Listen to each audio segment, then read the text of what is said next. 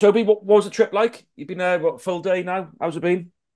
Yeah, obviously it's always the first day because obviously an overnight flight is different for different people. So it's about just getting up and running. So we've had a gym session. So yeah, we've had a few bits and pieces sort of to deal with. But we've got our first session on foreign soil in about an hour's time. So we're looking forward to getting going with that. Did you manage to fill that plane in the end? Just about. Yeah, just about. We were going to do as part of Duncan's charity that we thought we might raffle off a ticket, but no, we've managed to fill it, so it's all good. How are you looking in that respect in terms of bodies, Toby? Are you down to the sort of bare bones, looking very close to a 23? Yeah, we've got. I mean, we travelled with like 28, obviously, which is obviously your match day 23 plus your standbys. Obviously, a lot of youngsters here, and sometimes it's about giving people experience as well. But yeah, we've got what we've got. We've got Deavesy and Tristan back from our HIAs, which obviously gives us a little bit more. Just as a coach, talk about the challenges of a sort of more than 10,000 mile round trip for a game of rugby, and you're spending 5 days in the country. Well, I think the first one is around dealing with exactly that, the different stresses that come with that. So recovery, sleep, making sure that you're try and keep as normal a program as possible, because that's the routine that people take comfort from. So the different logistics and walking into the unknown. So the support staff have been brilliant, in relation to making it feel as normal as possible. Um, and you're flying blind sometimes. I mean, this is the first time we've been in this venue, so knowing what the training facilities like, knowing what the transfers like, we have to go off-site for gym, off-site for training, off-site for everything. So it's a big up to the logistical people about making sure that happens. So far, it's been good. We've positioned ourselves in Stellenbosch up until now, and use that as a base. So this is a new opportunity. But the complex, I mean, know it well by the sound of it, Gareth, is a bit bigger and a bit broader, which gives us some flexibility and safe flexibility, which is cool. But you also want to use the opportunity to experience different things and keep working on your team elements. So, for example, seeing the boys spend time playing cards at night and bits and pieces, just spending good time with each other. There's added benefits for it. So there's challenges, but there's also benefits. You've qualified for the last 16, but what are you looking to get out of this game now? Well, it's a shot, isn't it? It's like a cup final in a way because both teams are through, and it's can you get home field advantage? Really, that's what it's all about. For us, obviously, not one out here, so there's added, I suppose, context for us. So everyone likes to do things that are first, so it'd be a first for us. But we know that there's challenges around altitude and team selection and bits and pieces. So look, we're just excited like we've always do, and you've bored of hearing me saying it. We're excited by the challenge. What do you make of the Lions? Slightly different team at home than away. Play slightly different way. Obviously, they have the local knowledge, and that counts for a lot. And about, for example, on the kicking game side of it, and how much they run, how much they kick. So that's going to be a challenge to deal with.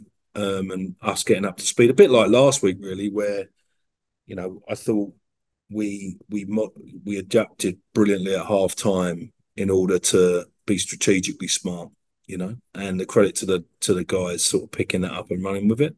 So again, often these games are, can you deal with the environment and can you adapt quickly? And that'll be the challenge, I think.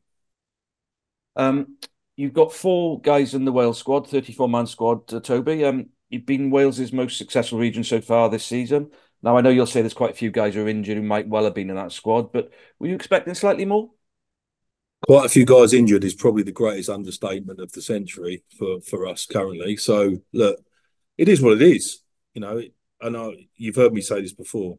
I can't preempt what other people are going to do, but what I can do is have a playing program and a performance program that gives people the best chance. Yeah, I think some of our players potentially could have muscled their way in there, but the challenge for them now is is to do that. And I suppose a good advert for that is Ian Watkin. So Ian Watkin has obviously got exactly what he deserved. He's gone away. We've supported him. We've put him in positions for us. He's one of our most important players. And to hear and I had a conversation with the Welsh coaches when they came in, and they were glowing in relation to how much he's grown and bits and pieces. And that's all you can do as a player. And so I'm just pleased that for him, although some might feel they've missed out, but I'm pleased for him the fact that actually the right people have been rewarded as well. And you've had players who've done that in the past, and Adam Beard been left out of squads and come back in. So that's testament to Owen. Yeah, yeah, without doubt. I mean, the player for sure, the people that support the player for sure, and it's happened a lot. It's happened with Jack Morgan. It's happened with Adam Beard. It's happened with George North. I think the challenge there's one common denominator, probably all bar George, where if I make them captain, eventually they get back in. So maybe we can do our bit and keep moving the captaincy around. Do you have all four guys in South Africa who were Uh, involved in the Welsh squad? no, no, I don't. We don't have Gar Tom. He's sore and got a bit of a niggle. Hence the reason we didn't put him back on in the end of last week game. So the travel would have made it worse. The nature of what he's got. It's not an injury. It's a not really. He'll be fine for Wales. There's nothing to worry about. But it's with the travel, the risk reward is too difficult. And the other three, are they were there with you, or are they at home? They are. No, what the other They're three. they're there with you. Lovely. And you just mentioned there quite a few injuries. As I said, an understatement. Derry Lake, obviously, we didn't know when we last spoke to you, but Warren's indicated he's out of perhaps maybe out of the tournament. Maybe it's a bad one. What's the latest on that? Yeah, I mean, it is what it is, and in relation to hamstring, it is, and then the nature of it, a bit of a tendon element to that. So those things, resolve themselves in certain time frame. It could be, you know, X, it could be Y. So yeah, I mean, it's probably sensible to err on the side of caution. It doesn't look like he'll feature in that Six Nations period. So that's gutting for him because he was playing exceptionally well for us. And him and Jack Morgan back for the summer tour. They'd be okay for that, do you think? As far as we're aware, yeah, I think Yeah. I don't I know less about Jack currently because he's on the sort of surgery repair side of things, where Dowie Lakes is not that. So one is more reactive, one is just getting through the steps that need to go through. So you know, we're expecting it to be there or thereabouts for sure. Final one for me. Just new chief executive Lance Bradley and Toby. He's already talking. He's quite proactive. He's talking about future, what's happening in the future, maybe new grounds, how you go forward. Is that encouraging that sort of chat is happening? Because obviously, what's happening around the regions and things at the moment, that you're showing people that the Ospreys have got a positive, bright future. Yeah, we've got positive intent. I think so. I think it's important to have momentum. Everyone, if you keep looking backwards, you get what you always got. And I think the fact that we're showing some ambition on and off the pitch, I think is important for our supporters, the people involved, and Welsh rugby in general. So look, we are trying to be progressive. The rate of progress is often related to your capability in order to move forward and move forward quickly. But the fact that he's got behind something and wants to make a difference, I think that's important because we need positive momentum, not just negative reflection. Final one for me. I just haven't checked with you for a while about him. Nicky Smith, how's he? Yeah, Nicky's progressing. He's doing okay. He should be back, in a decent manner, hopefully for the next round of URC games. Thank you, Toby. Good luck on Sunday. Thank you. All right, Toby, how are you? Good stuff. Thanks. You? Yeah, good, thanks. Is James Fender injured? He is. Is that long term? He is. Yeah. Yeah, shame. Obviously, that's a blow as well, isn't it? Because he's been excellent this season for the Ospreys.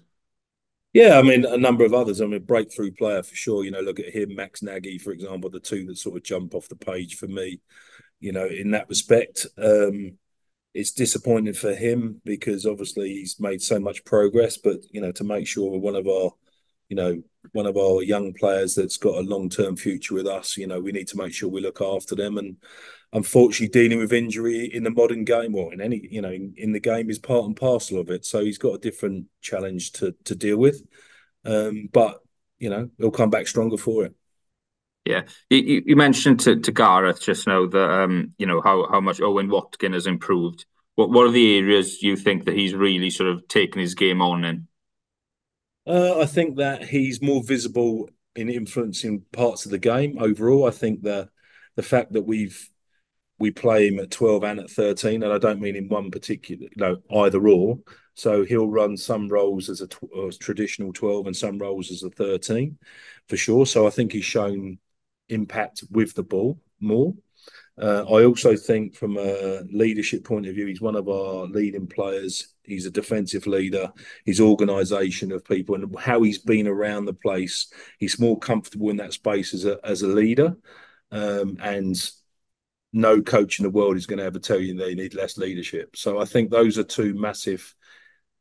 You say improvements. I think he's always had it, but I think it's now more visible, and it's a reflection of the environment that he's in, and he's now thriving with a lot of senior players having left us. He's now filling that position, and it's good that it's been recognised. And as I said, for me, I make no apologies. He's one of the most important players for me because he's always a very, very consistent performer. You know exactly what you're going to get, and he glues a lot of the team together. He's very well respected.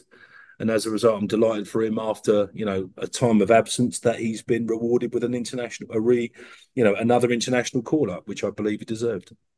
Yeah, as you alluded to earlier, there's probably a good few Ospreys players a bit unlucky not to be in the squad. Do you think Owen's a good example to them as well? Because he's obviously had a lot of setbacks. Presumably, he would have been disappointed to miss out on a couple of squads before this. Is he a good example of, if you work hard, then the international honours can come off the back of that?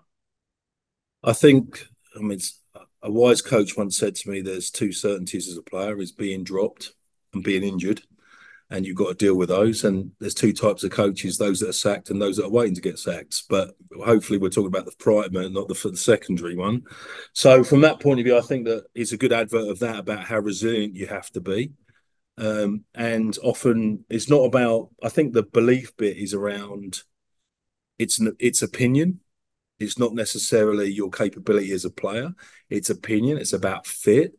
And that brings me into the overall stuff. If we perform well as a team and we champion, individual performances, those things take care of themselves. You talk about James Fender. 6 months ago, no one would have even known about him.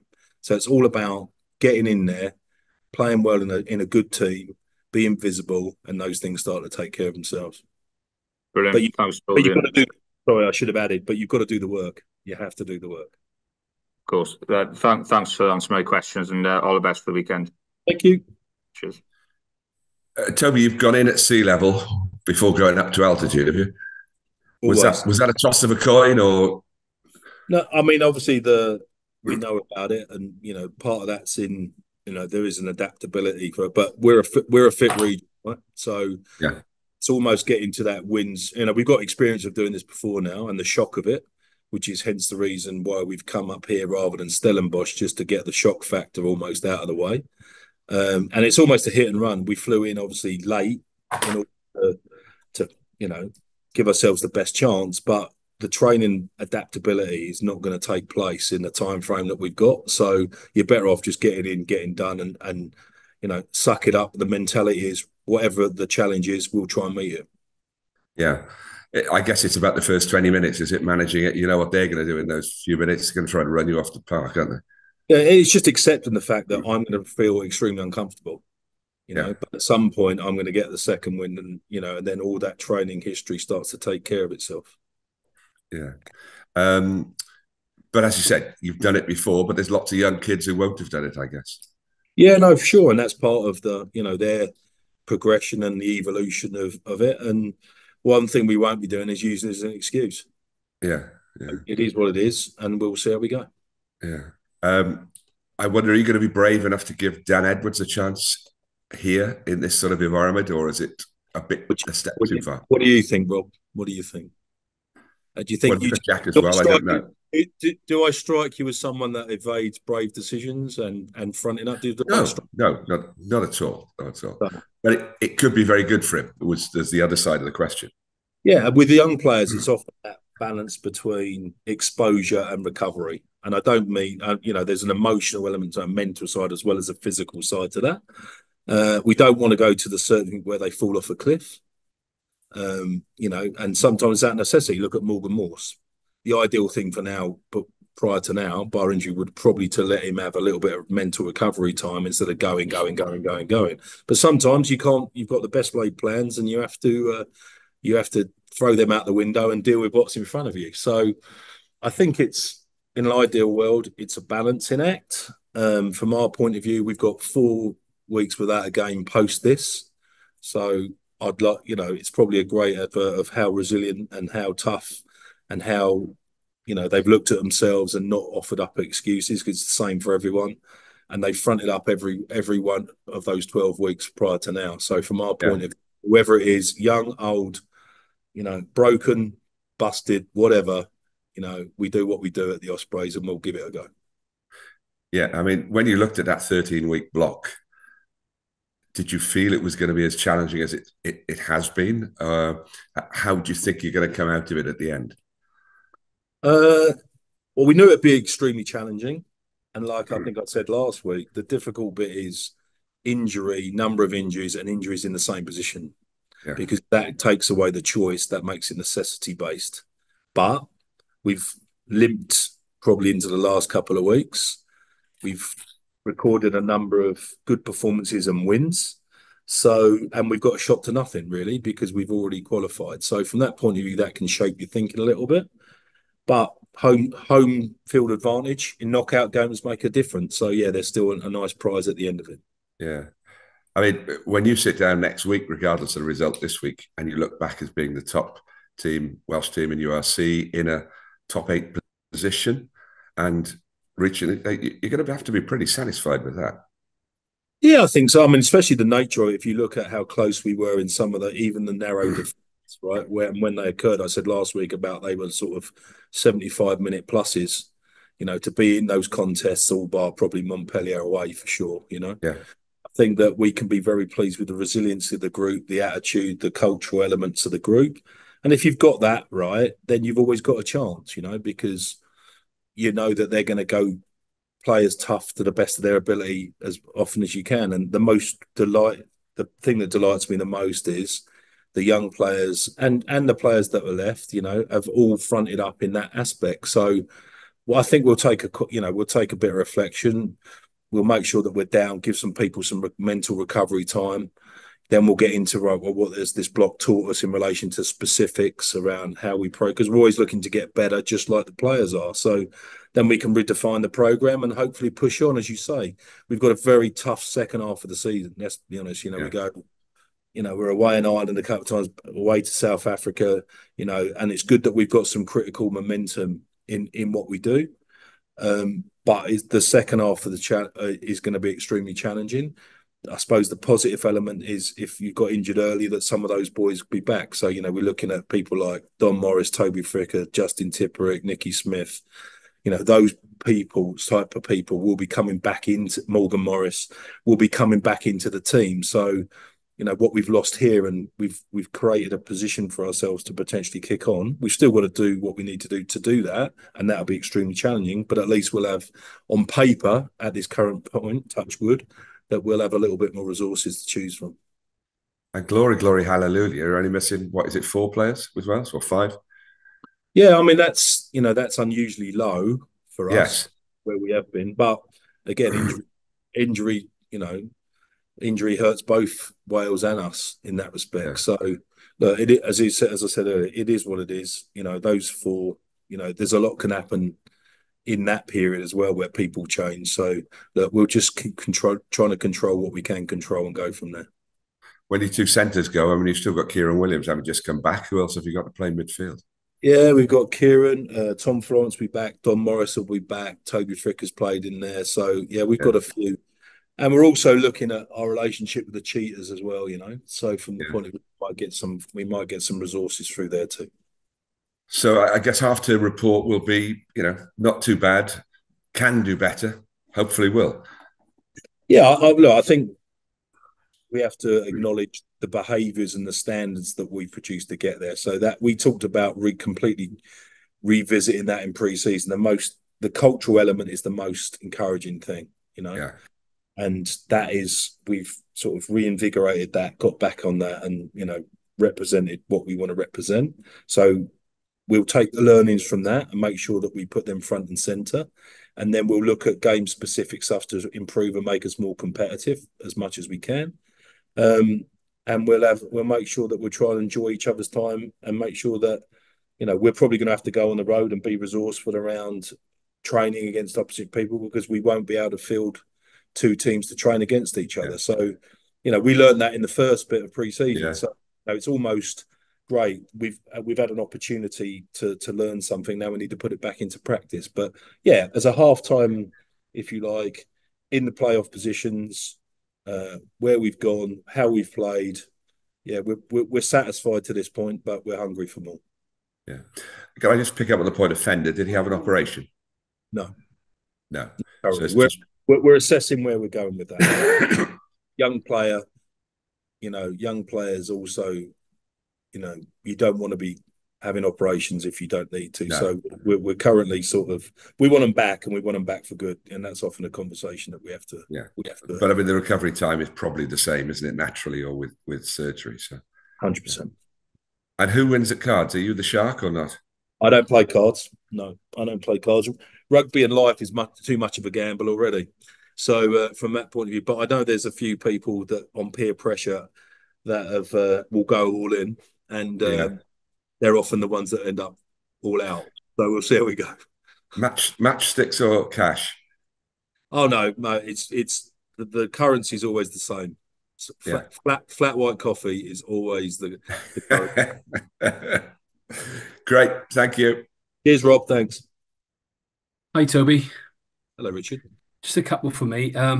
One I wanted to ask you about. You'll know really what kind of scenario you'll have to face on Sunday with Benetton and Montpellier playing Saturday. Is that going to affect your selection, really?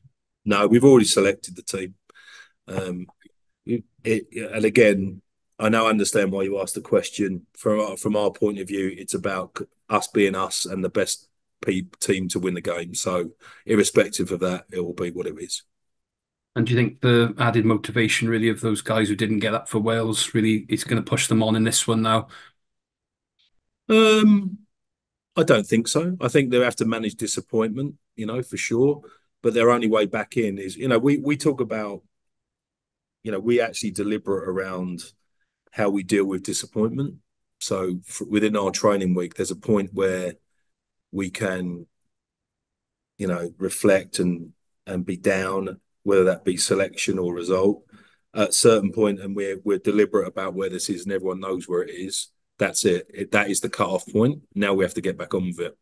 So this is a good advert of living that, you know. It's all very well having these things involved, but we live our life like that on a weekly basis. The challenge for them is, right, okay, use that in a positive way to show what this team can do, because if the team goes well, I'm likely it is I'm doing well, and if I'm doing well, I increase my chances. And really, I know a lot's been said about Morgan Morse recently, and the stats were really good last week. 18 carries, 18 tackles. You know, it's been made public out that. How impressed really have you been about his rise to in the team, and has that surprised you really how quickly it's come? Look, the stats are the stats. You can't take them on, but there's always context in anything. You know, lies, and statistics. I'm not saying they're lies, but ultimately there's a context to element. I can categorically tell you, I think Morgan Morse is an international standard potential player. I can categorically tell you, I don't think he's ready.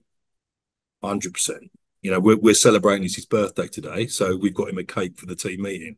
So that's what we're, you know, let's not get above ourselves here. And there's a lot in his game that's unbelievable around competitive and numbers, but the quality of that, the efficiency of that, the position, knowing where he can have the greatest influence is about time in the saddle, support and good coaching and good reflection from a player, a specific program. So he's a great example. We have very high hopes for him. You know, as we do for, you know, what we're like around young players. You know that we have a history.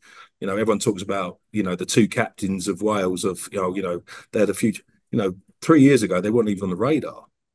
You know, 2 years ago, they weren't on the radar. So there's a natural progression. I understand why people get so excited, but you've got to be patient and you've got to put the player first. And talk about Morgan Morris. How long is he out for left, do you reckon? He should be back for the next game. Should be back. Were you surprised really that he didn't make the Wales squad then if he's nearly fit? No, he's not fit. He's not run yet. The nature of his injury in relation to calf strain, they're very difficult to deal with. And, you're going to go into an extremely competitive environment at extreme high intensity. If you send that sort of injury back in too soon, you're likely to break down. So, again, another example about putting the player first. Okay, that's it for me. Good luck for the weekend. Hope you Thank do you. well. Yes, Thanks. thanks a lot. Morgan Morse, now you mentioned all of that. What's Yeah. the plan for him then for the next couple of months? Because obviously he's still available for Wales under 20s. He's played a lot for them and he's now playing senior rugby. What does Morgan Morse do now, seeing as you haven't got a game for a month? Wales under 20s will have games, but also what's his development path now? I think he'll end up playing both. I think he'll do a bit of both. It's about can you be visible in the big environment? There needs to be a recovery element to what he does as well. But also then can he go out and be the very best player? For me, he ticked a lot of those boxes last year.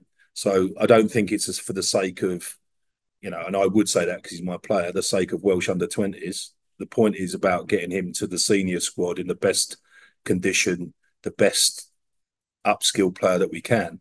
So it becomes about dialogue. It becomes around planning and collaboration in order to get the best opportunity for him. And part of that is training.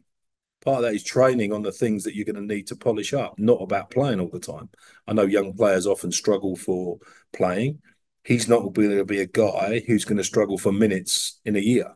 He's going to be a guy that we have to be surgical and strategic about how we get him up the ladder, next level of performance, next level of player.